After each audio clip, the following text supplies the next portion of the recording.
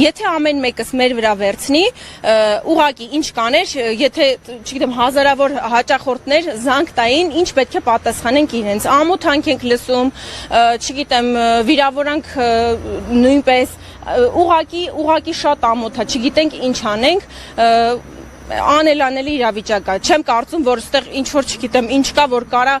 ուղղակի կտրի աշխատանքային պրոցեսը, կարան ընդհանուր գործողություններ շարունակվեն, բայց զուգահեռ նաև չխաթարվի ռեստորանի, ինչպես նաև հյուրանոցի ամենօրյա աշխատանքը։ Կինոնիկյան, մեկ ճշգրտում, մեկ օրվա կտրվածքով ինչքան եք տուժում այս ընթացքում, ինչքան գումար եք կորցնում մեկ օրվա կտրվածքով։ Ռեստորանը աշխատում է միջոցառումների համար, ամենօրյա ինքը ռեժիմ չունի, իսկ հյուրանոցը ամենօրյա ռեժիմով աշխատում, մոտավորապես ամեն միջոցառումից եկող հասույթի չափով, այդ շատ տարբեր է այդ թիվը կախված հյուրերի ցուցացանկից, էլի, կարա լինի, չգիտեմ, 150 հոգի, 200 հոգի, մոտավորապես շրջանառության չափ լինում է 10-12 միլիոն։ Օրվա կտրվածքով։ Միջոցառման կտրվածքով։ Միջոցառում հետաձգվել է այս ընթացքում։ Միջոցառումները չեն ոչ թե հետաձգվել են, մարդիկ ուղղակի ունեն մոտակա օրերին մեր մոտ գրանցված հարսանիք, զանգ են տալիս, ասում են ինչ անենք, մենք ամսի 18-ին, դրանից հաջորդող ամսաթվերին չգիտեն իրանք,